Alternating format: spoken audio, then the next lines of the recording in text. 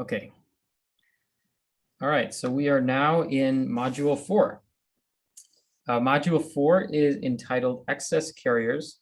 And in this module, the overall goal is to learn about carrier processes that involve carrier concentrations that are outside of equilibrium. Another way to think about it is just that we are essentially continuing on Module 3. We learned about some aspects of carrier generation and carrier movement in Module 3, and now we continue on it. So last time we talked about carrier generation.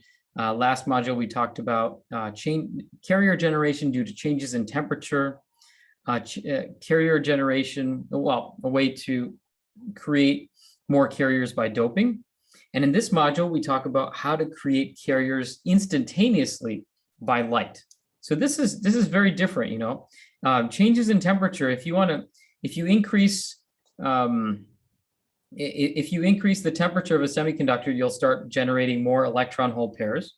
If you dope it, depending on if you dope it N-type or P-type, you will get more electrons or more holes. These are really slow processes. You know, doping a semiconductor takes a really, really long time, like hours. Getting a change in temperature might take several minutes. And in here, this module, we're going to talk about carrier generation by light, where you can generate carriers almost like instantaneously, like within femtoseconds. Okay, so we'll talk about carrier generation, then we'll go on to carrier movement, how carriers move. Last time we talked about the movement of carriers due to electric field. That is referred to as drift current. And this module, we're going to introduce a new concept, the movement of carriers due to diffusion, which is a concentration gradient, where carriers move from high to low concentration. And then we're going to introduce the concept of recombination. Recombination is the opposite of carrier generation. We mentioned it briefly last module. We'll go into a little bit more detail this module. Okay. And then we're basically going to combine everything together, all these processes that we've talked about, and combine them into something called the continuity equation. So by the end of this module, I will hope that you'll have a sort of a comprehensive understanding of the carrier processes, the 4 carrier processes: drift, diffusion, recombination, and generation. And we're going to be going, I'm just going to hammer on that over and over again, starting now. This graph shows the carrier processes and life cycle. And it'll be very helpful to you if you know these 4 processes very well, know them inside and out for the purposes of this class, and if you end up working with semiconductors in the future. So these are the 4 carrier processes that can happen. Okay, and I have it laid out like this, and I call this the carrier life cycle, because a carrier is born and then the carrier dies. A carrier is generated. A carrier can be generated by heat, light, and it depends on doping. Okay, the carrier generation process is the formation of an electron hole pair. That is the generation process. Now, when the carrier is generated, you've formed an electron in the conduction band and a hole in the valence band. So you've created actually 2 carriers. When those carriers exist, either the hole or the electron, those carriers can do one of 2 things, or one of 2 ways to move, I should say. There's 2 ways those carriers can move. Why are we interested in if they're moving or not? Because moving charge is electrical current. There's 2 ways they can move. One is movement due to an electric field. That's drift. That depends on the mobility, mu. We talked about this last time. The velocity of one of these carriers is equal to mu times E, where E is the electric field. In this module, we're going to talk about movement due to a concentration gradient. So the movement from high to low concentration, and it depends on the diffusion coefficient, D. So while after the carrier was generated, it can move in one of 2 ways, and then it comes to the end of its life.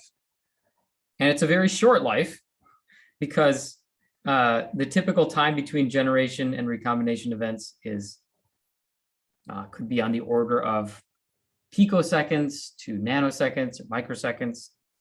But some small amount of time between a generation, after a generation event, the carriers will recombine. Recombination is the annihilation of an electron in a hole when they meet, meaning when they bump into each other. This depends on carrier concentration.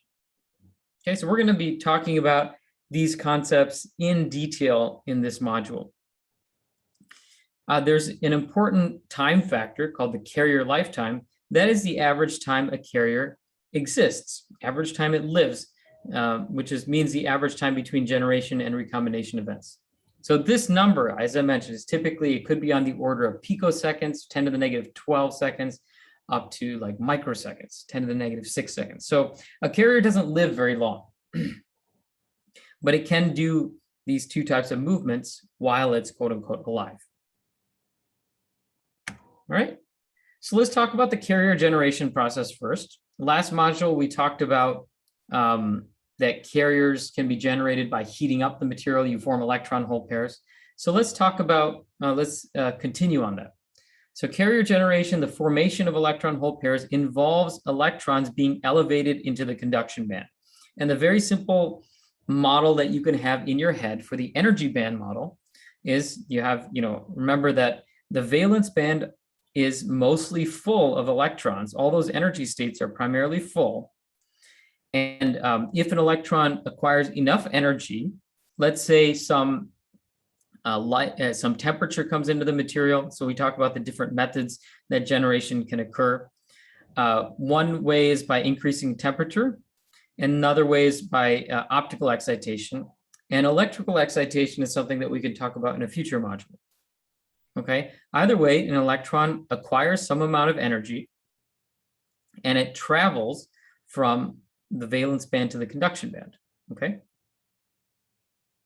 For silicon, the distance between EC and EV is 1.12 electron volts. So that means the electron has to gain at least 1.12 electron volts of energy in order for this generation process to happen.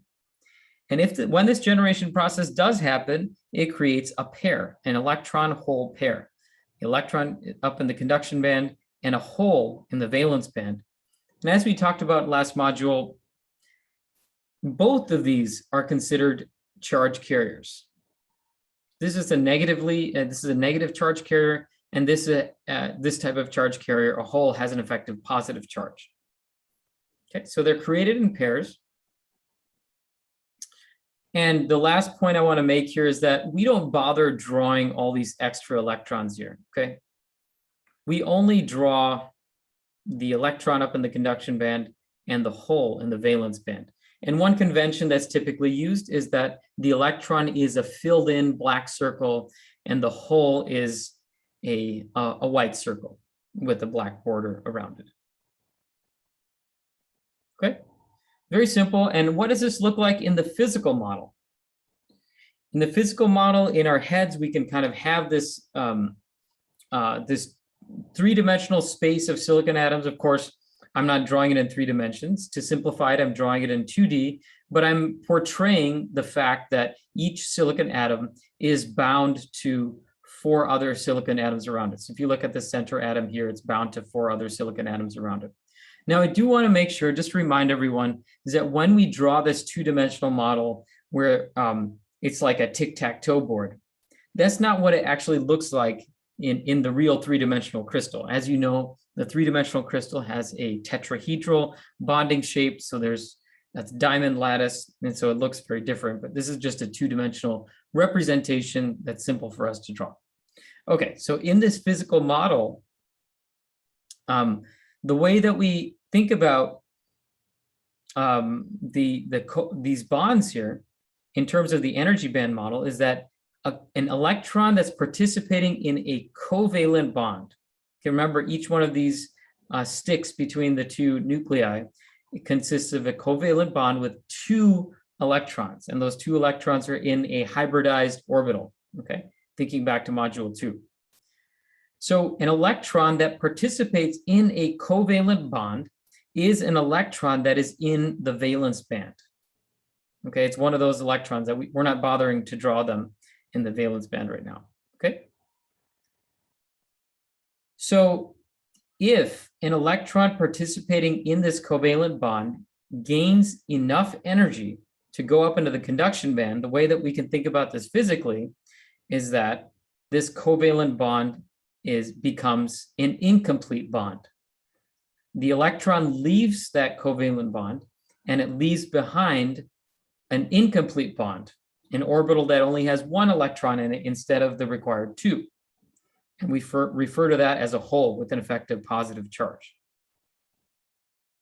All right, so this is the two ways to think about carrier generation. So this loosely bound electron that can hop around the lattice, and that is considered an electron up in the conduction band. There's a lot of empty states up here, and the electron can hop around between these states. An electron hopping around between these states in the conduction band is basically, you can think about an electron just hopping around the lattice. This electron is loosely bound. This hole can also move about the lattice. Okay, if you apply a suitable electric field, holes like to move in the same direction as the electric field. And that is denoted by this white circle in the valence band. Okay. All right. So let's talk a little bit more about optical carrier generation and the absorption of light. And we're going to talk about this in the context of a typical scientific experiment which looks at the absorption of light. Okay, any questions so far before we get into this concept here? Any questions on these slides, carrier generation? None? Okay, great, great. All right. So in a semiconductor, light can be absorbed on the semiconductor sample, and that absorption of light can generate carriers, like we saw on the previous slide. So in order for this process to happen, in order for this electron to go up into the conduction band, it has to absorb some energy. If the energy happens to be light, that light has to have an energy equal or greater than the band gap. As I mentioned, for silicon, the band gap here is 1.12 electron volts. So the electron has to gain at least 1.12 electron volts of energy. That means the light source that stimulates, that hits the semiconductor has to have at least 1.12 electron volts of energy. Okay, so we can actually measure that in a setup that looks something like this. You have a light source, okay, and then you have something called a monochromator. Okay, does anyone know what a monochromator is? Has anyone used that before?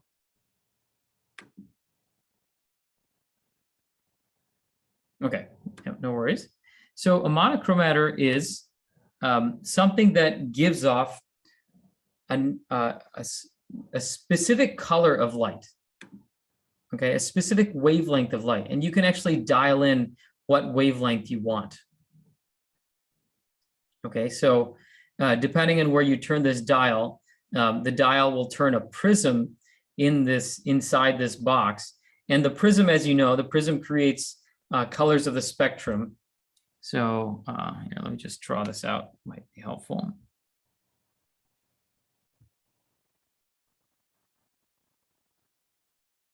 Let's just do a terrible rendition of a prism. So you have a white light source, and that goes into a prism, and then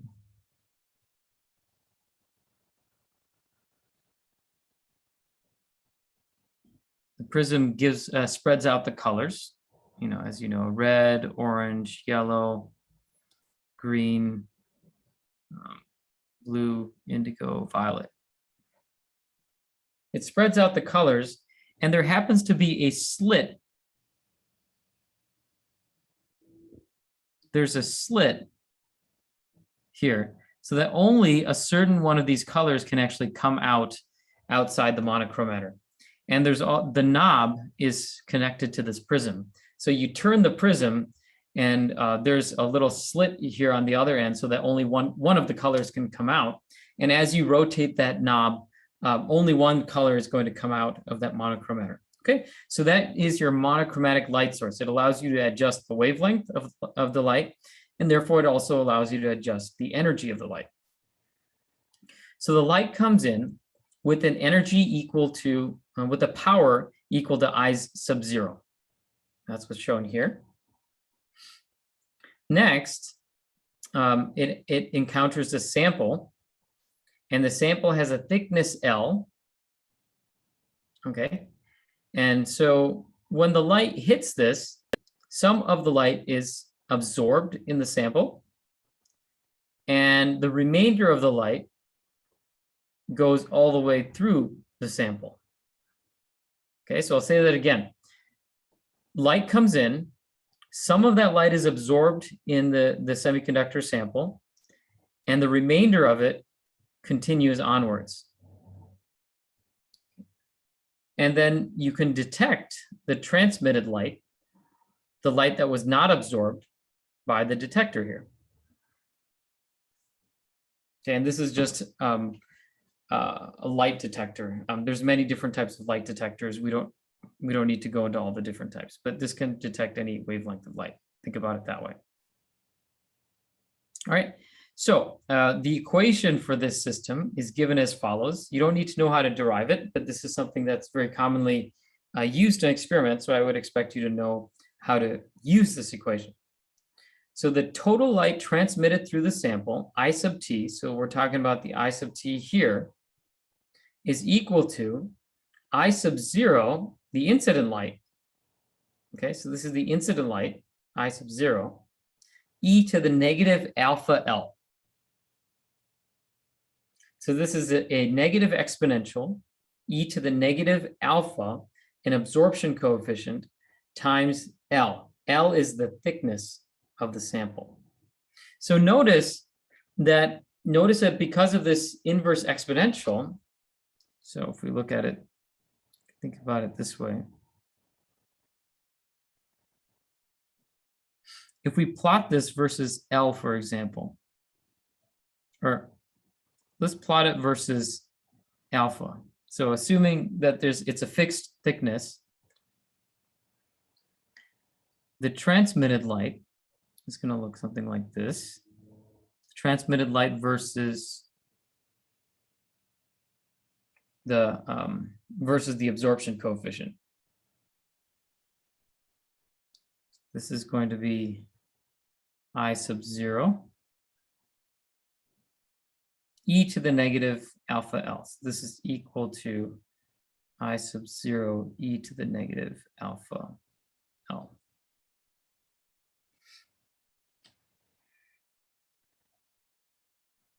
All right, so as alpha increases, as the absorption coefficient increases, the amount of transmitted light goes down exponentially. Okay, so it's a very strong function of the absorption coefficient. So this experiment is actually used to measure the absorption coefficient. It's used to determine how the absorption coefficient changes as a function of the wavelength, the monochromator wavelength. So in the semiconductors, we see that the absorption coefficient is a function of the wavelength.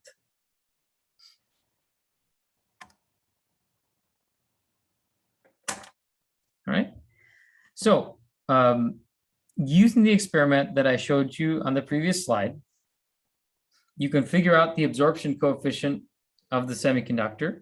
And what you find out is that the absorption coefficient itself is a function of the band gap. Okay, what I mean by that is that suppose you start off putting in low energy light, so large wavelengths, low energy light. Okay, and then you just turn that the monochromator, you turn up the energy of the light. You're turning down the wavelength and you're turning up the energy. So you're not going to see any real absorption in the semiconductor until the energy of the light exceeds the band gap of the semiconductor, E sub G. When you exceed the band gap, all of a sudden the absorptivity goes way up like this. Okay. So the question is, why does that happen?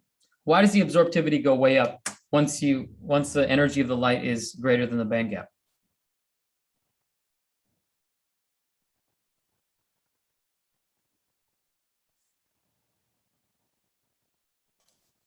I guess at that point you're starting to excite, more than 50% of the electrons.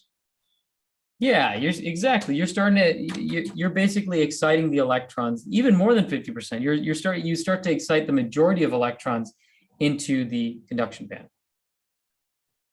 right? Because the energy of the light is greater than the band gap.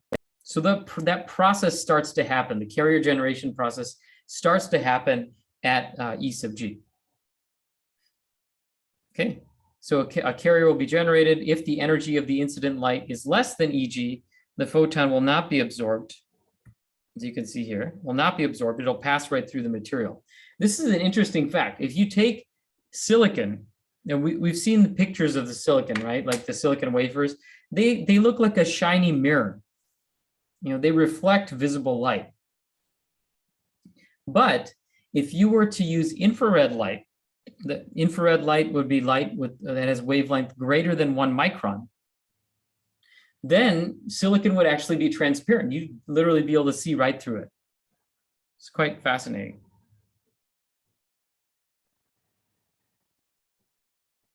Okay. So the cool thing about this is that this experiment can be used to measure the band gap of an unknown semiconductor material. Using a setup like this, and it seems complicated, but this is actually a fairly simple experimental setup. You just turn up the energy of the incident light. You find the absorptivity for each one of those incident lights. And then at some point, you're going to see this curve go up like this. And wherever you see a spike, that is the energy that's equal to the band gap of the semiconductor.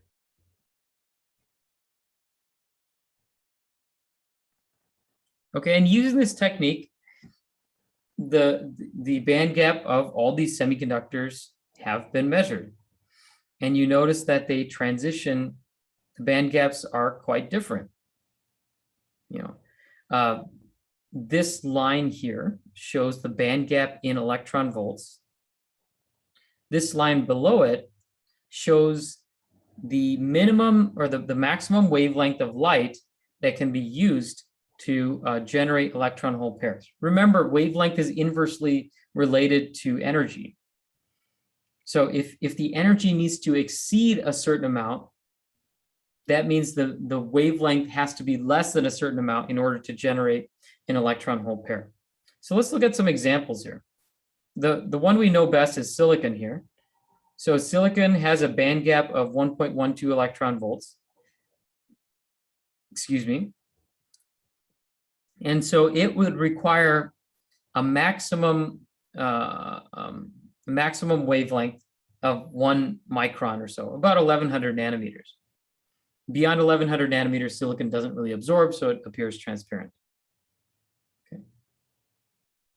So silicon will absorb stuff in this range, smaller wavelengths, so in the visible and the ultraviolet regions of the spectrum. Okay, so that's one of the reasons why silicon makes a pretty nice light detector, because it absorbs light in the visible and part of the ultraviolet range of the spectrum. Silicon would not be a very good infrared detector because infrared light is too low energy for the band gap of silicon, so it passes right through. You can't detect something if the light just passes right through. Okay, so on the other hand, if you would like to detect something that has, if you want to detect infrared radiation, like in this region, you have to use low band gap materials. So germanium, for example, has a band gap of let's see, this is point M246.8. So this is like 0.6 something electron volts band gap. So with small band gaps, you can have a correspondingly larger wavelength that germanium can detect. So indium tin is another example that has a band gap of only like less than 0.2 electron volts. So that is actually able to detect light in this portion of the spectrum, as well as some of the visible spectrum as well. But it's able to detect light of 2 micron wavelengths, 3 all the way up to close to 7 micron wavelengths can be detected by indium tin. Okay. So how is this useful? Well, if you're trying to build light detectors, then if you're trying to build light detectors, you have to choose a suitable material. Right. So if you have a chance, just do a YouTube search on this on your own time and look for a company called Optical Sciences. They're a San Diego-based company that, that performs this thing called spectral imaging in the IR region. And so they have to use, because they're doing imaging in the IR region, they have to use these materials, indium tin, for example, that you see here, indium arsenide, materials that have a small band gap so that they're able to detect this long wavelength light, lower energy light. In the visible region of the spectrum, silicon photodiodes, silicon avalanche photodiodes, and then silicon CCD, CMOS sensors can be used to detect light in the visible range of the spectrum, just part of the near IR part of the spectrum, and even into the ultraviolet portion of the spectrum. Gallium phosphide, some of the larger band gap semiconductors are better suited towards just the ultraviolet region, not so much the visible region. Okay, so the band gap of a material is very important if you want if you want to use a material as a light detector. And the way, by the way, the way that the light detectors work is that light hits the semiconductor, electron hole pairs are generated, and then we have ways of detecting those electron hole pairs used by having a current setup. I won't get into all the ways we connect it to a circuit right now. That would be beyond the scope. I just want you to know that the carriers are generated. All right, good. Any questions so far?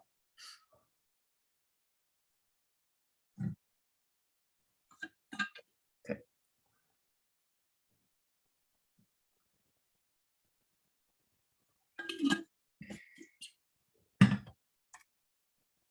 All right, next process then. We're going to go right on to carrier recombination. Recombination is the opposite of generation. So you can imagine that after an electron hole pair is formed, that after just a small amount of time after the formation, this thing will recombine, meaning it'll go back to, it'll find a hole nearby. Okay, it doesn't have to, I just want to point out that the electron doesn't have to fall back to where it originally was. If it finds a hole somewhere else, it can fall into that hole, okay? So any hole that it finds, it can fall into, and that's what the recombination process is. This is what it looks like in the energy band model. An electron sees an empty state nearby. An electron would like to be in that lower energy state, so it just falls back down. And I just want to jump ahead to this point here, is that when that electron loses energy, it actually gives off energy. So when the electron comes down like this, it actually gives off energy equal to the energy lost by the electron. Okay, and that energy can be given off as heat, or it could be converted to light. If it's converted to light, that is referred to as radiative recombination, like it's radiating light. If that energy is converted to heat, then that is referred to as non-radiative recombination. Okay, so that's what's going on in the energy band model. In the physical model, you can think about there being an electron that's hopping around the lattice like this. You have this electron somewhere hopping around, depending on which direction the electric field is pointing. But then it sees, oh, there's an unoccupied state nearby. There's an empty covalent bond. I can, that's a lower energy state for me, so I would be happy there. So the electron just falls into that, mental model. A simple way you can think about it is that the electron basically falls into that energy state, and then both the electron and the hole disappear, because now you have a full bond. You can see that again. Once the electron finds the hole, it occupies that state, and then both the electron and the hole disappear. Okay, that disappearance of the electron and hole is referred to as annihilation of electron hole pairs. That's a pretty dramatic word to use, annihilation, but that's the way that we like to think about it. Okay. So it turns out that this energy that's given off is pretty important, because if that energy is converted to light by radiative recombination, guess what? You have a light source. And what determines the color of the light source?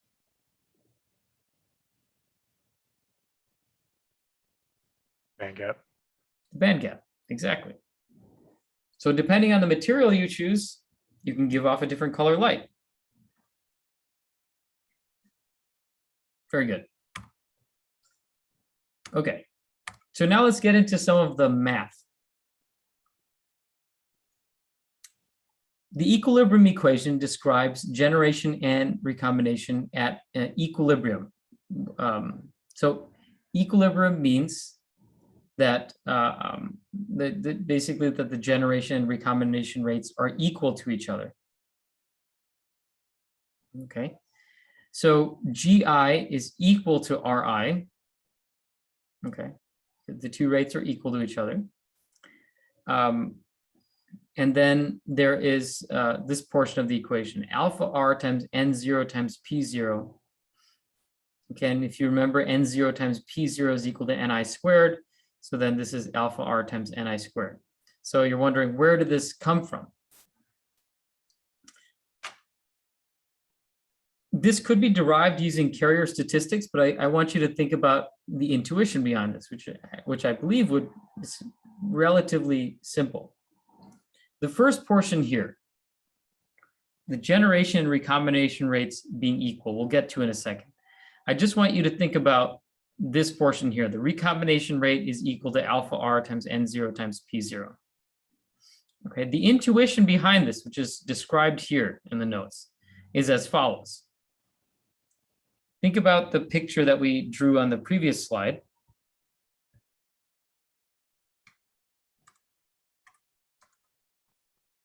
When an electron, this portion here, so this recombination process happens when the electron happens to be in the vicinity of a hole. So if you think about it, like the more holes and electrons you have, the more likely it is for a recombination event to occur. All right. So the more electrons you have, the more holes you have, the more likely it is that an electron and a hole will basically bump into each other or find each other, and then both basically will disappear. Okay.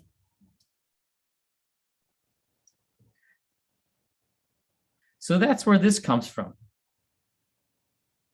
The larger the electron concentration, the larger the hole concentration, the more your recombination rate is going to be. In fact, it's just proportional to the electron and hole concentration. And that constant of proportionality is this alpha R. It's the recombination rate constant. Okay.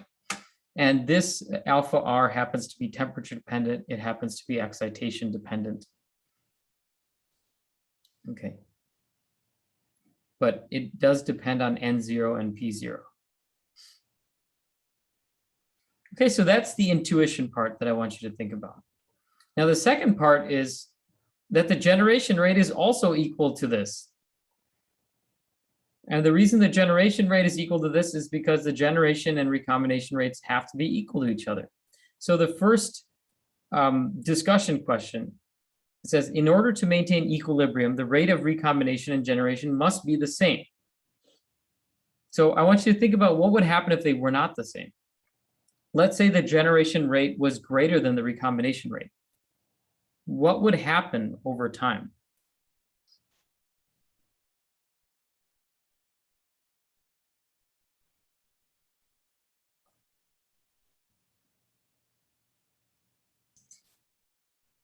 Yeah. You just go to infinity carriers.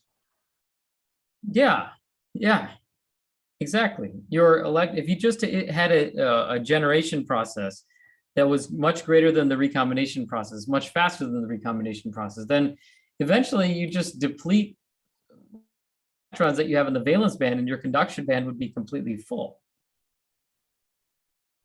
Right? That doesn't really jive with Fermi-Dirac statistics. You know, that would mean that you have all these open states, all these empty states, and then you have more electrons in the conduction band than you have empty states in the valence band. That can't happen with just a light source. Okay.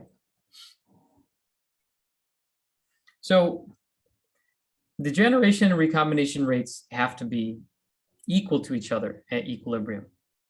They're both happening.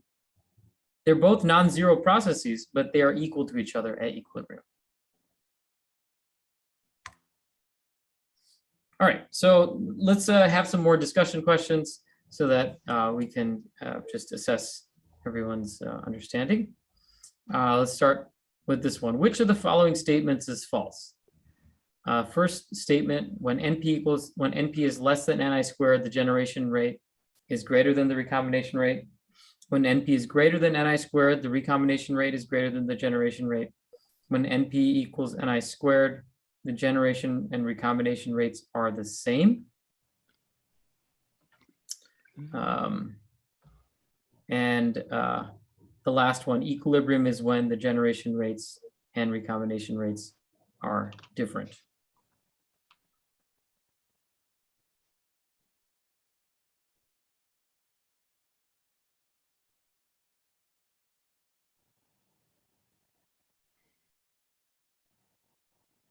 So which of these statements is false?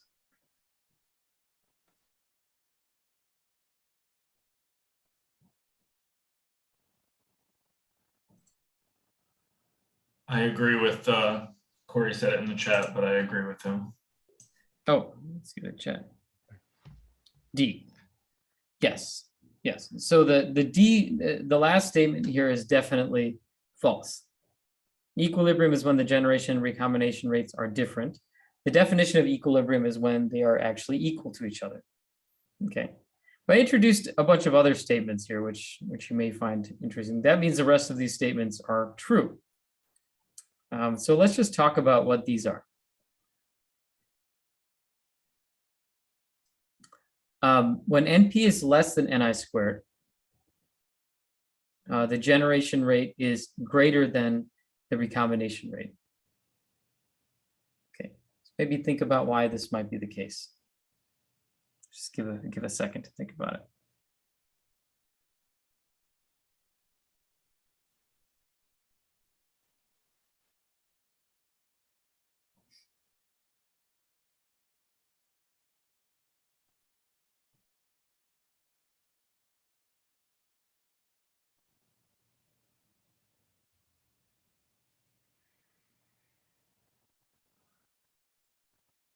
Would we have a situation where the recombination rate is greater than the generation rate when we remove the source of excitation?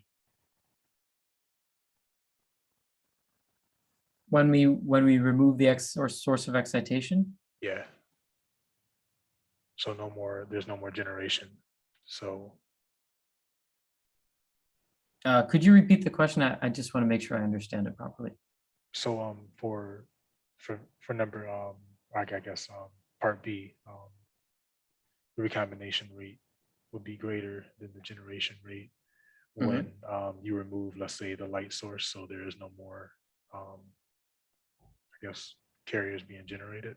They're all kind of recombining now. Yes, yes. Yeah, that's right. It's like when you, let's say you have a light source and you're shining the light on that, you're shining that light source in a constant manner. Okay, we'll talk about this more in the examples that we show later. And then suddenly you turn the light off. So when you turn that light off, the recombination rate will be greater than the generation rate for that period of time. But once it reaches equilibrium, then the generation and recombination rates are equal to each other. So with that, could we say that parts A and B are like transient states? That's right. That's right. Yeah. So these two things, and I'm glad you brought up that term. That's the term I was going to describe to the class too. These are when these conditions exist, when NP is not equal to NI squared, that's a non-equilibrium situation. So that's a transient situation. So let's give an example. I'll give examples of this later, but let's say NP is greater than NI squared. That means that your total electron hole concentration is greater than N0 times P0. Okay, this gets into the situation of excess carriers. We'll talk about that in the next few slides. But this is a situation where you have excess carriers. Maybe you shine light on the material, so you produce some excess carriers. So in this case, when you produce excess carriers, the recombination rate can be greater than the generation rate. And the opposite here. So we'll talk more about that as we go. But as Melvin pointed out, these are non-equilibrium, non-steady state conditions. All right. So next question is, what are the units for recombination rate and generation rate?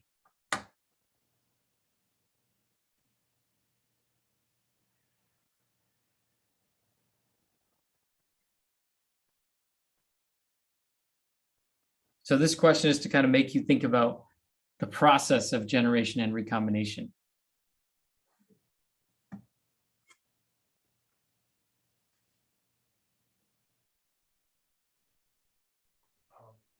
I had to just looking at, I guess, the equation. The recombination rate is a function of the N0 P0, which is 1/centimeter cubed, and then I guess if it's a rate, then it has to have some form of seconds in the denominator. So I will say A. Yeah, absolutely. You got it. You got it. So this 1/centimeter cubed, we're talking about a rate, right? So that we know that the seconds has to be in there. So we can first look at the ones that have seconds in there. So these two have seconds in there. So if we look at part A, so it's 1/centimeter cubed. Okay, 1/centimeter cubed represents a concentration.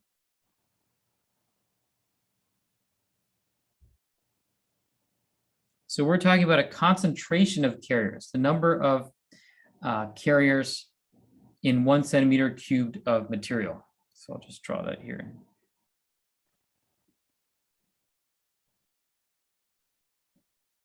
So imagine just a 1 centimeter cube. And then within that 1 centimeter cube, the recombination rate and generation would be the number of carriers generated in this 1 centimeter cube of volume per second. So that's where the 1/seconds comes from. And so this, of course, is a rate.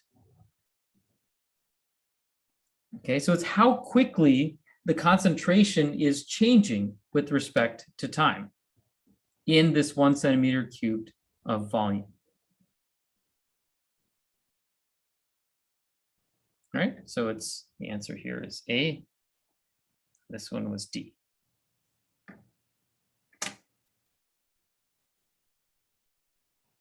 Okay. All right, so now we're going to actually do a problem on this. And this is, I'll warn you, this is kind of a tricky problem the first time you do it. So I'm going to introduce the concept to you, and then we'll try an example problem. Okay, so this example combines generation and recombination events so you can get a sense for how this works. So this is what a process typically looks like. Optical generation of carriers followed by recombination. So step A, the semiconductor absorbs a photon, and that photon has energy that's greater than the band gap. So remember that the energy of a photon is h times the frequency. Okay, I'm just going to say h times the frequency. Sometimes v is used for the frequency, but I think it's more intuitive to just say hf. The energy of a photon from module 2 is equal to Planck's constant times the frequency. This is also equal to hc over lambda. Okay, so if the energy of the photon exceeds the band gap E sub g, then the electron is an electron in the valence band absorbs enough energy to go up into the conduction band. Okay, so in the physical model, that electron is freed now it's loosely bound to the lattice where it can move around. That's step A. Step B is that the electron will undergo scattering events and fall to the edge of the conduction band. Okay, so just for clarification, just for clarity, we are assuming here that the electron gained some energy that's greater than the band gap. It's not just equal to the band gap, it's greater than the band gap. So the electron actually went to an energy state well within the conduction band, not just to the edge of the conduction band here. Okay, so it went up to this energy that you see here. So then electrons bump into things. We talked about electrons bumping into things through lattice scattering and impurity scattering. Those processes happen. Once an electron is loosely bound to the lattice, it's bumping, it's moving around. So it bumps into things. Every time it bumps into things, it loses a little bit of energy. And that's represented by a loss of energy within the conduction band. Okay, so an electron is finding after it loses some energy, it goes to a slightly lower energy state, slightly lower energy state, slightly lower energy state. When it gets to the conduction band, when it gets to the edge of the conduction band at EC, it doesn't see any lower energy states just beneath it. The next lower energy state is all the way down here. Okay, so part C is where the electron drops into the valence band, recombining with the hole. And in this one process, the electron loses a lot of energy. These scattering events up here, the electron was losing minuscule amounts of energy. Each scattering event, it was losing just a tiny amount of energy. But when it went from here to here, it lost an energy equal to the band gap. So this is more energy than it was losing during the scattering processes. Now, part C, there's two types of recombination. As I mentioned, there's the radiative recombination and non-radiative recombination. In what's called direct bandgap semiconductors, when an electron drops from the conduction to the valence band, it can give off a photon of light, and the energy of that photon of light is equal to the band gap. Okay, and then using this equation, you can figure out what the wavelength of the light is and what the color of the light is.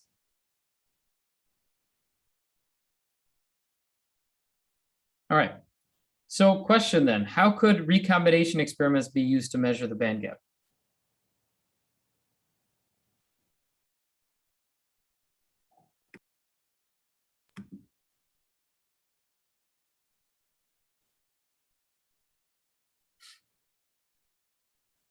So suppose that there's light being given off. If you could measure something about that light, how would that tell you the band gap?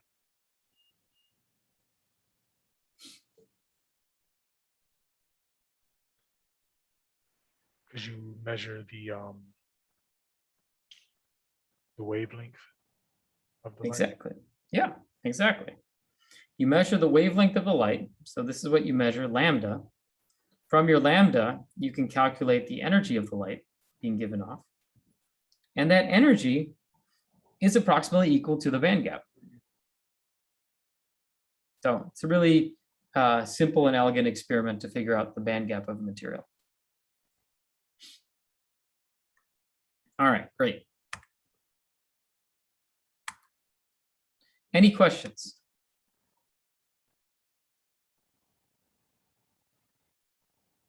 Okay. So this is, I will say this is a tricky problem the first time you do it, but I'd like to go through this example with you. But I'd like for everyone to have an opportunity to try it yourself a little bit at the beginning. If you're able to solve it, that's great. If you're not able to, it's okay. We'll go through it. But I want you to try it so you can see like where your points of confusion are. Okay. So I'm gonna mute. I'm gonna mute for maybe like 4 minutes or so, and I would like for everyone to try this example problem. Okay. So there's a 0.46 micron sample of gallium arsenide. It's illuminated with monochromatic light with energy HF is equal to 2 electron volts. Okay. So I'm going to draw it out like this. So you have energy coming in. The thickness of the sample is 0.46 microns. So that is 0.46 times 10 to the negative 4 centimeters. 1 micron is 10 to the negative 4 centimeters. Okay, it's illuminated with light, and the energy of this light is 2 electron volts. And then we are measuring the transmitted light here with a detector.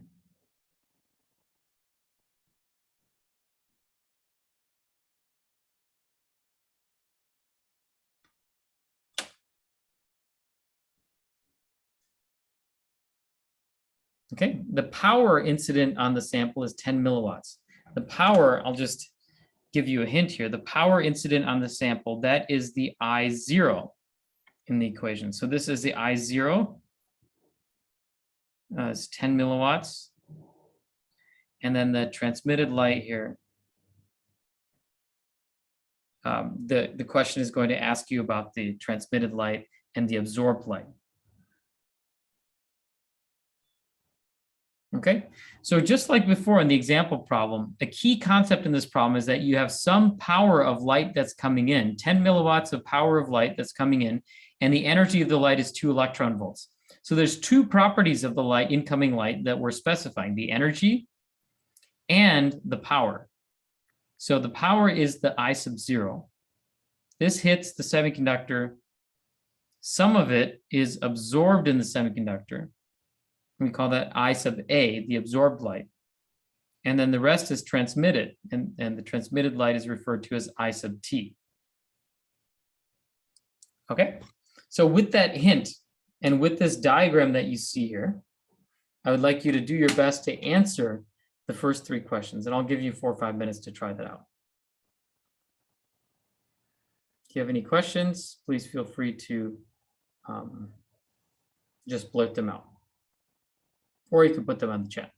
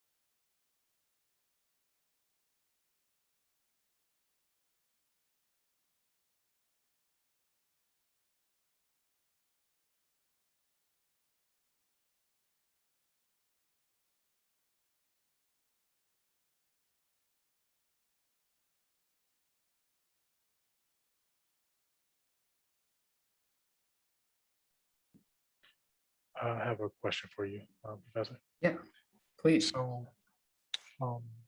for I guess part one, part two, um, it's almost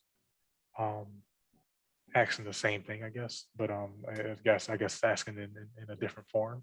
And Part one and part two? yeah, Well, it's asking, one is asking about the first part of the process. I guess this first, let's call this A, B, and C, okay? oh, I see. Okay. So part A is asking actually about the absorption process. Okay. Ah, I see. I see. Okay. It's asking about this part. The second question is kind of asking more directed towards the scattering part. And then the part C is asking about this part. I see. Okay. Okay. Gotcha. Thank you. And I have not told you how to solve all parts of these problems. I just want to see if you can figure out any of that stuff, but it's a little bit of unit conversions.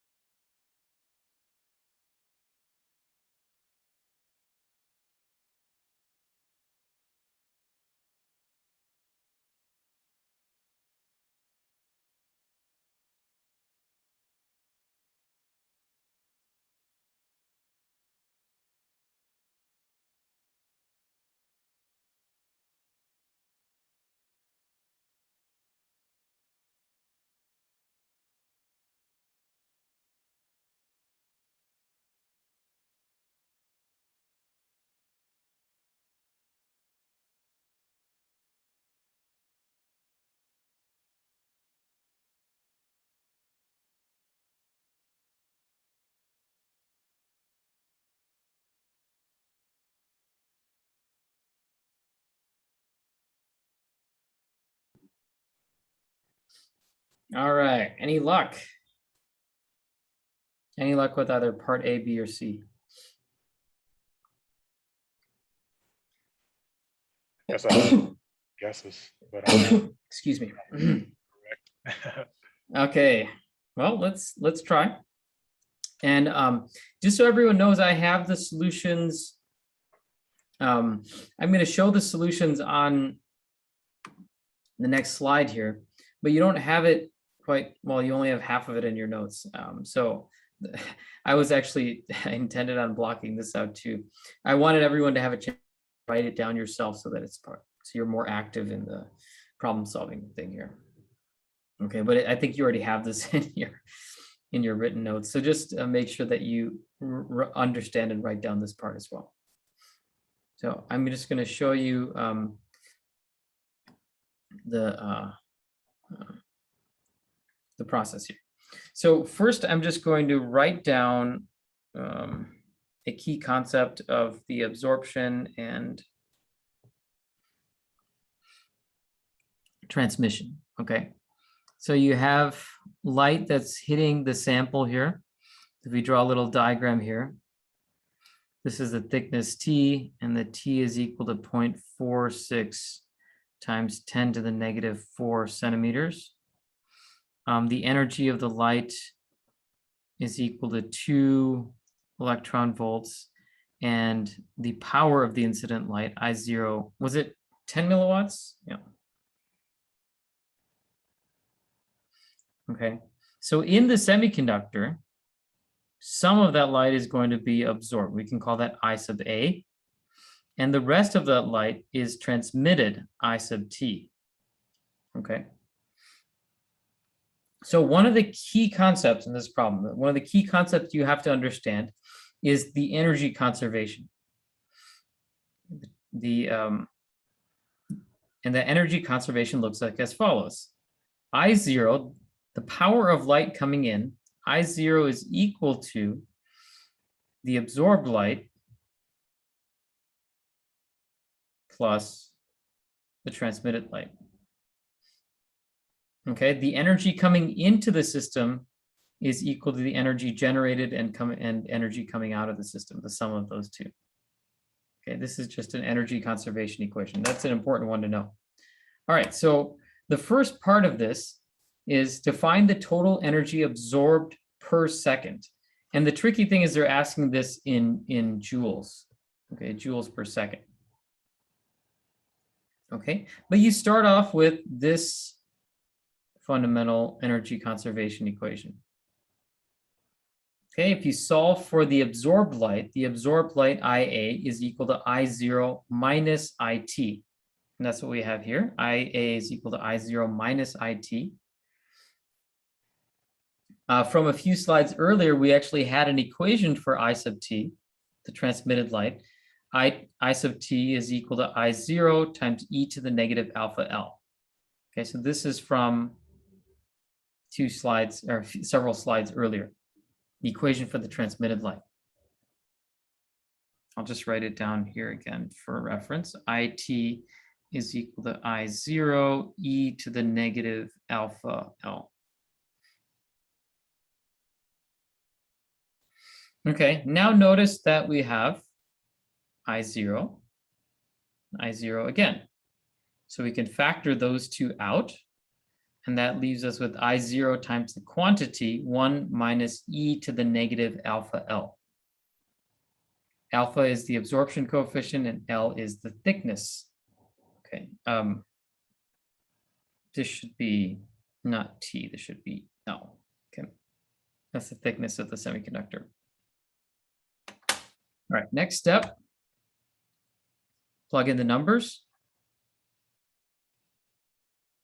So we know the incident light I0 is 10 milliwatts, and multiply that by 1 times e to the negative 5 times 10 to the negative 4 cm, multiplied by 0.46 times 10 to the negative 4 centimeters.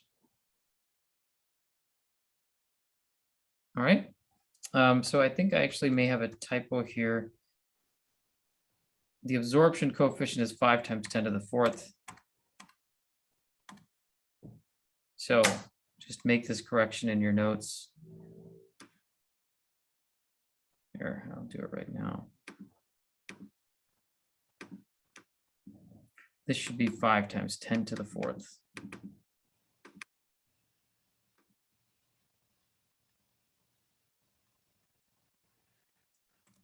There we go.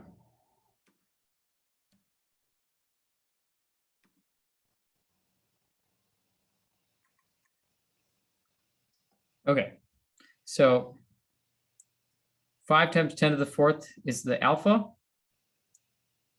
And then this is 0.46 times 10 to the negative 4. Notice the units here is centimeters to the negative 1, and the units here is centimeters to the positive 1. So these units effectively cancel each other. Okay, and in this particular case, the 10 to the 4th and 10 to the minus 4th, they also cancel each other. Okay, and that's ultimately you end up getting a negative 0.1 here when you do the exponential calculation.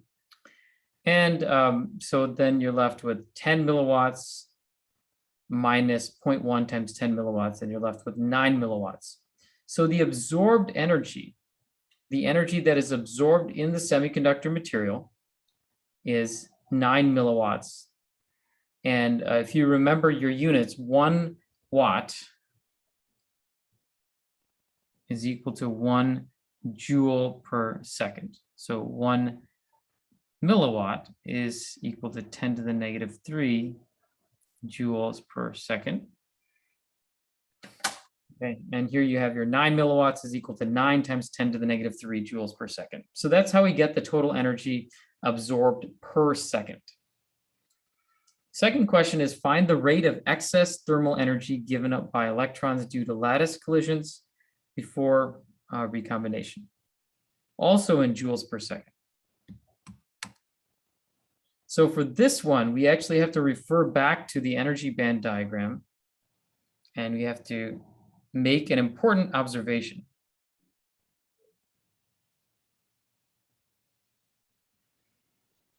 Okay, so the electron absorbed 2 electron volts of energy. So 2 electron volts of energy. And then this distance here,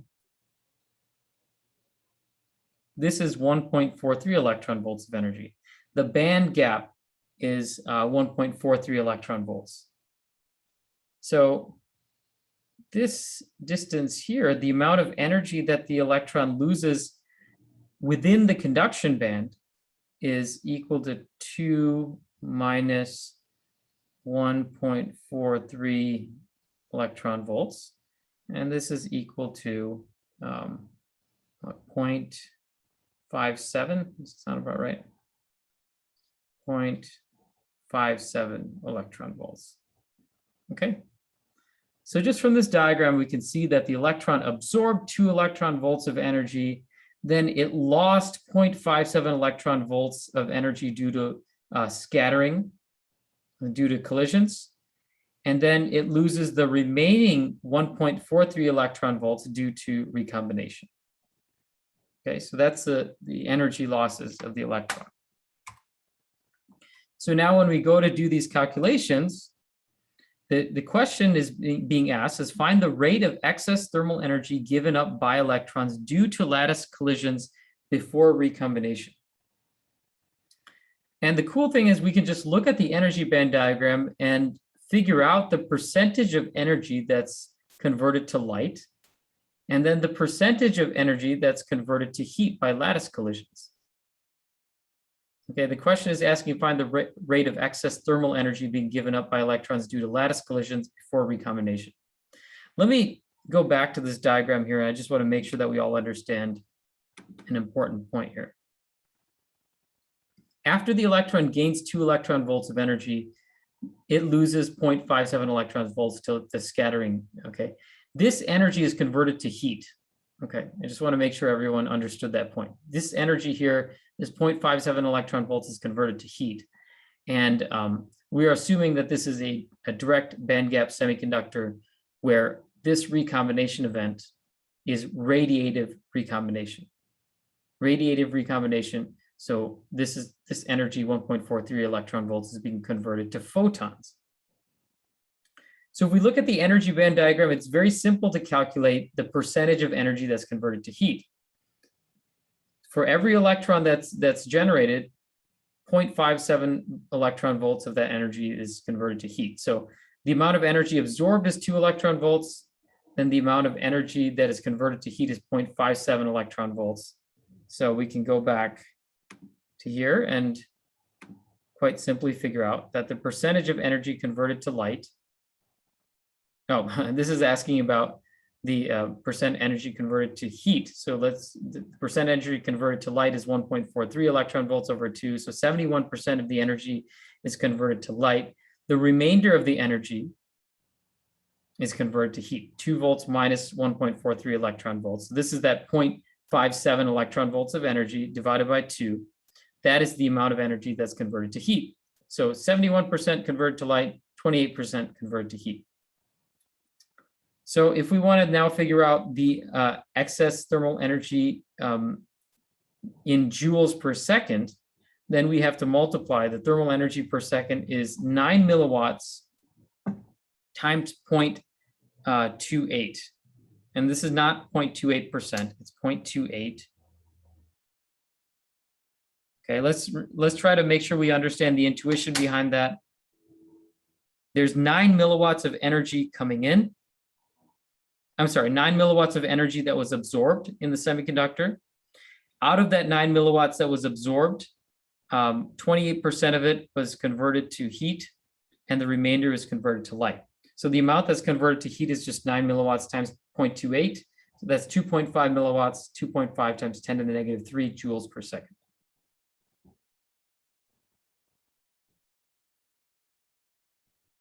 Okay, so if I in this diagram, I can draw here that there were 10 milliwatts that went in, 9 milliwatts was absorbed by the semiconductor, and you can just do the math here that 1 milliwatt was transmitted. Out of the 9 milliwatts that was absorbed, 2.5 milliwatts was converted to heat, and then the remainder, so if we just do the math here, there's 9 milliwatts that was absorbed, 2.5 milliwatts was converted to heat, and the remainder, which would be 6.5 milliwatts, 6.4 milliwatts, is converted to light. Okay. So this last part of the question says, find the number of photons per second given off from recombination events. So the first step we do is we look at the power that's converted to light. And that's the little calculation I did right here. So 9 milliwatts was absorbed, multiply that by 71%. And that gives you 6.4 milliwatts, or 6.4 times 10 to the negative 3 joules per second. That is the power that's converted to light. It's given in joules per second. Now we can convert this power to photons per second. And this is the tricky part, but just think about it for a second. Hopefully it'll make sense. If we want to convert 6.4 times 10 to the negative 3 joules per second into photons per second, this is how we do it. We know that each photon has 1.43 electron volts of energy. We also know that the rate of energy being given off, with the power calculated above. So we just combine these two pieces of knowledge. So each photon has 1.43 electron volts of energy. Again, let's go back to the band diagram to make sure we understand this. Each photon that's given off has 1.43 electron volts of energy. Okay. So we're going to use that information. We're going to use that knowledge in this portion of the problem. So photons per second is what we want to calculate. Okay, and all we're going to do is we're going to calculate, we're going to convert the energy. We consider that each photon gives off 1.4 electron volts of energy.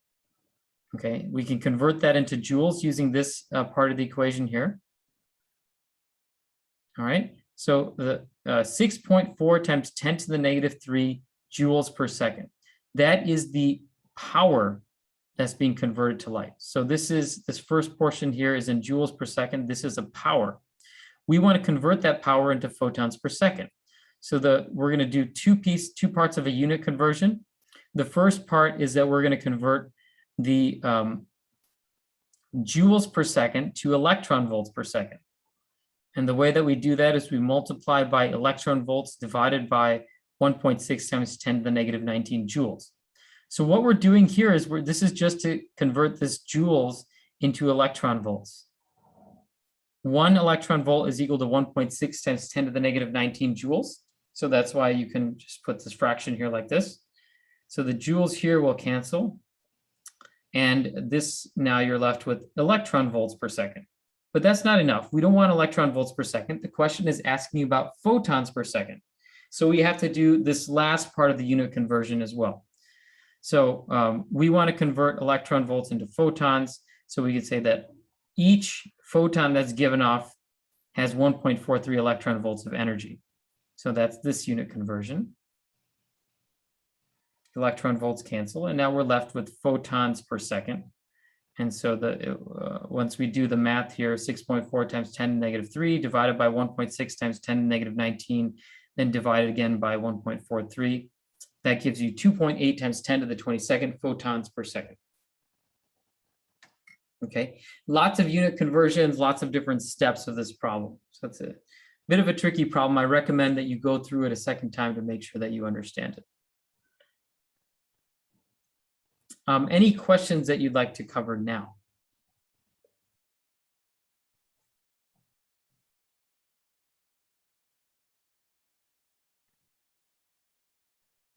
Okay.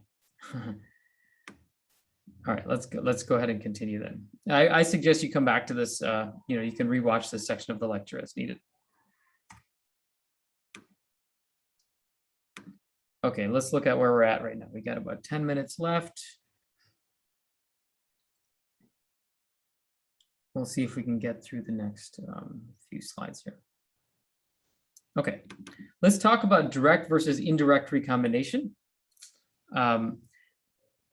So direct recombination often gives off a photon of light. Indirect recombination usually gives off heat.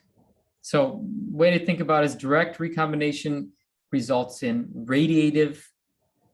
Direct recombination is often radiative. Indirect recombination is typically heat. All right, let's go through each one at a time. Okay, these are just some subtle differences between the recombination processes. So what we just talked about was direct recombination. So recombination directly from the conduction band to the valence band. So the electron, it undergoes some scattering events, but that's not the recombination part. The key recombination part is part C. Direct recombination means it goes directly from the conduction to the valence band in one step. This process occurs in direct semiconductors like gallium arsenide, which is a direct band gap semiconductor. And the energy loss from this recombination event is often converted to a photon, which results in luminescence. The semiconductor gives off light of a certain color. And this process is typically very fast, less than 10 nanoseconds. 1 nanosecond is 10 to the negative 9 seconds. The indirect recombination process is called recombination via intermediate impurity levels in the band gap. So these are traps, okay? You can intentionally introduce energy states within the band gap. We talked about this a little bit in module 3. If you remember when we were talking about that N-type dopants introduce energy states near the conduction band. P-type dopants introduce energy states near the valence band. And there are other things, other dopants that you can use that will create trap levels anywhere within the band gap. You just have to choose the appropriate trap material, trapping material. Okay, so the first concept is yes, it is possible to actually intentionally introduce trap states within the band gap. When this is done, these traps cause indirect recombination. Okay, so indirect recombination is recombination that happens in 2 steps. Instead of the electron just jumping directly from the conduction band to the valence band, the electron actually finds an empty state in one of the trap levels. So the electron jumps down from here to here. And then subsequently, an electron in the trap level jumps down from here into the valence band. So you see how this is a 2-step process. Because it's a 2-step process, it's slower than direct recombination. Okay, and because it's happening in a 2-step process with small energy exchanges in each one, the energy loss is often converted to heat rather than being given off as a photon of light. This indirect recombination process occurs in silicon and other indirect band gap semiconductors. Okay, in last module, we mentioned what they are. We didn't go into the details of it, but I just want you to understand that direct band gap semiconductors can give off light through radiative recombination. Indirect ones, typically they're converted to heat. One subtle point here is that this indirect recombination involves a change in momentum and energy. So you know how an electron has a certain amount of energy, and it also has momentum. By the wave equation, it has a wave number and associated momentum. So indirect recombination, the electron changes both momentum and energy, and that's one of the more subtle reasons why it's not likely to give off light.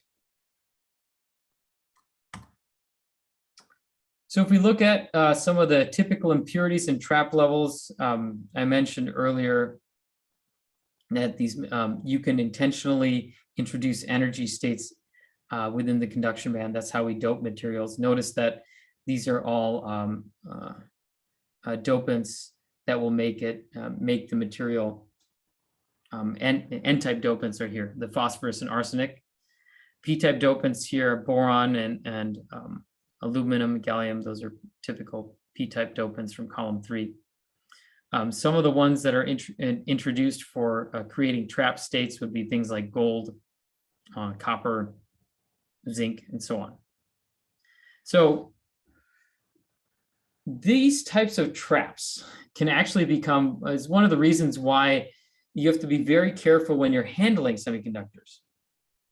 Sometimes you might intentionally dope the semiconductor to make it N-type or P-type, but let's say you unintentionally introduce some impurities in there. Let's say you didn't purify your water when you washed your semiconductor wafer. Okay, typically in a fab like TSMC or Intel, like some of these fabs around the world that do this type of fabrication, they are very, very, very careful to make sure they're using ultra pure water, meaning water that has like almost no metal ions in it. The water that we get out of the tap, for example, it'll have a lot of minerals in it. There's like metals like copper, manganese, and there's trace amounts of other metals like nickel, even lead. Like there's really small amounts of these metals. But if you end up washing a semiconductor material with these types of like a city tap water, you're going to end up introducing all these impurities, and it's going to mess up your band gap. And it'll, if you were trying to make an LED that has radiative recombination, you could completely screw it up by washing your semiconductor with the wrong, impure water. So it just reminds us that you have to use very pure processes when you're dealing with semiconductors. All right, so last 3 minutes here, let's just talk about the types of different types of luminescence, because we talked about this radiative recombination process. Radiative recombination gives off light, and I just want to touch on why semiconductors giving off light is important. So we just looked at something called photoluminescence. There's also another type called electroluminescence, cathode luminescence. So what is photoluminescence? Light comes into the semiconductor that excites carriers. Those carriers undergo radiative recombination, and that results in luminescence. So it's not just limited to semiconductors. Photoluminescence also happens in fluorescent lamps and phosphors. Fluorescent lamps is, the long tubes of light that you might have in your basement. In this case, in the case of a fluorescent lamp here, this is what a fluorescent lamp typically looks like.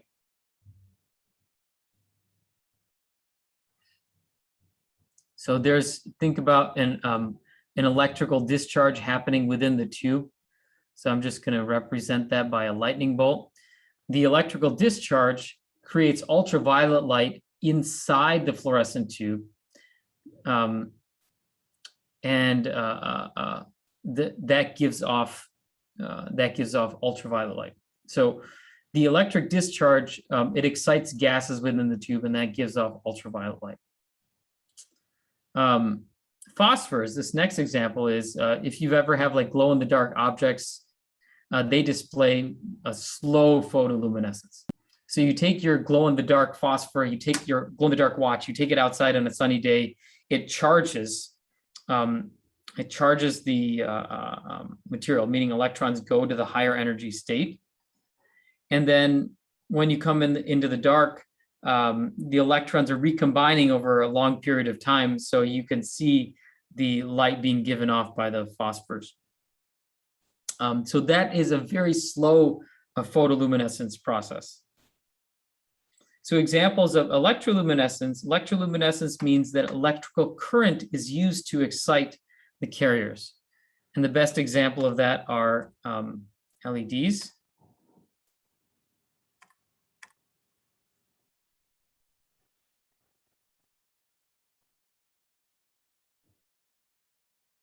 So a symbol for an LED looks like this. You typically will apply a voltage to the LED through a resistor like this, and the LED gives off light. The energy of the light that it gives off is approximately equal to the band gap. So in this case, electric current is used to excite the carriers. Now we're leaving some details out. I obviously want you to understand that this is a diode, but we're not going into the details of the diode right now. And then finally, there's something called cathode luminescence. This is a type of luminescence that happens in the old school TVs, not the LED TVs, not the plasma TVs that we have right now, but this is the really old ones, the really heavy TVs, where a 22-inch monitor weighed 100 pounds. So the cathode luminescence type is where you have a screen here like this, and you shoot electrons at the screen. And when the electron hits the screen, then that generates carriers in the material. And then through a phosphor coating, this ends up giving off light. So wherever the electron hits, it gives off a little pulse of light. Not going into the details of cathode luminescence intentionally. So I just want to give some examples of some photoluminescence and electroluminescence, because these are things that are pretty important in this day and age. LEDs are obviously super important for lighting. There we go. Super important for lighting. Light emitting diodes are made from electroluminescent semiconductors, gallium arsenide, indium phosphide. And as I mentioned earlier, the wavelength of light that they give off is just equal to their band, is dependent on their band gap. Right, so over the years, this is a review paper from way back in 2008. Like you can basically create light from different regions of the spectrum just by tuning the band gap of your semiconductor. So there's a whole science behind doing this, behind creating alloys of semiconductors to tune the band gap. It's called band gap engineering. So just one interesting fact is that even in 2009, LEDs ranging from 250 nanometers all the way to 1100 nanometers are commercially available. Back like in the 90s, there was only 3 colors, like red, green, and blue, are the 3 colors that were available. So LEDs have come a long way right now, and they're very efficient light emitters, and they've essentially replaced traditional light bulbs. Quantum dots are small photoluminescent particles made from a semiconductor called cadmium selenide. And the interesting thing about this, we're not going to talk about this in this class. It's a topic for a more advanced class in nanoelectronics, which a new professor, Professor Gozde Tutankwaglu, will be teaching next semester. So I hope you're interested in possibly taking that. So with quantum dots, the wavelength of emission is not determined by the band gap. It's actually determined by the size of the particle due to these quantum confinement effects that will be talked about in the nanoelectronics course. So these things are really cool because they're super bright, and you can nicely control the wavelength of the particles just by the size of the particles. So you can create particles of different size and get the red, green, and blue, and cyan, and different colors of the spectrum. Super bright. They were originally thought that their killer app might be biological research and fluorescent tagging, but it turned out that these were somewhat cytotoxic to cells.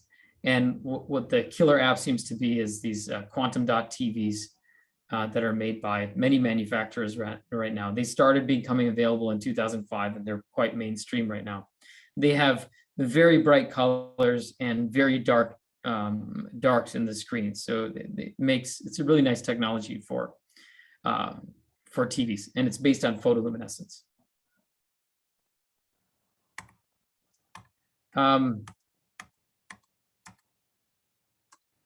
So I'll just touch on this in 1 minute, just explain to you the different types of luminescence, how TVs have changed over the years. Back in the day, I mentioned that these cathode ray tubes, I had one of these monitors in grad school. It was 21 inches, it weighed 100 pounds. It was great moving from place to place. So this is where electrons are generated inside an electron gun inside a vacuum chamber. Electron beam hits the screen, and the screen is phosphorescent. So the energy is coming from electrons slamming into the material, and then it gives off some light when the electrons go from high energy to low energy state. LED TVs is an example of photoluminescence and electroluminescence, both. So photoluminescence is these LEDs. You have these materials that you have a backlight. Backlight is typically made from like some type of fluorescent bulb. And then there's a color filter on there, which allows each pixel has a red, green, and blue portion on it. So every single pixel on the screen can allow either red, green, or blue to pass. So the backlight is white in color, but the filters only allow certain colors to pass.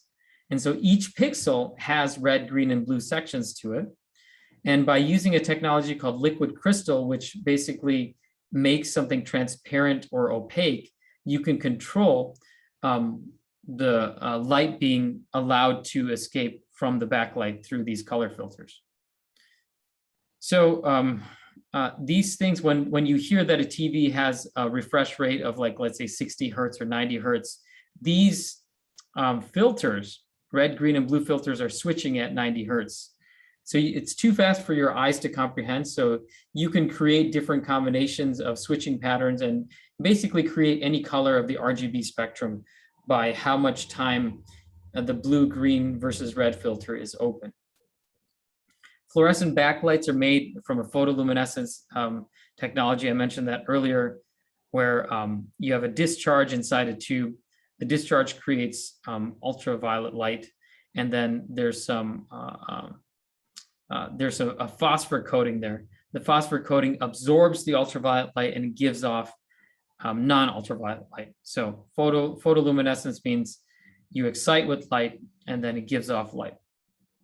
And then the final thing is electroluminescence. This is in OLED TVs right now, which are very popular. OLED TVs are basically at every single pixel in the TV. So if you have a 4K TV, that means you have close to 4 million pixels, between 2 and 4 million pixels. Each pixel has a red, green, and blue sections of the LED. So there are LEDs that are actually giving off the light. The difference between LED TVs and OLED TVs is that this has a backlight. So this is a fluorescent bulb in the back, and there's just a color filter that allows certain colors to pass through. In an OLED TV, you're actually generating the different colors because each pixel actually has LEDs embedded in them. So these types of TVs are, it's a simpler structure, it's self-emissive, and it has a better color quality, darker darks and brighter brights, and so on. Okay, so this is a little bit about luminescence, how they, what role they play in TVs. Okay. So we are done for today.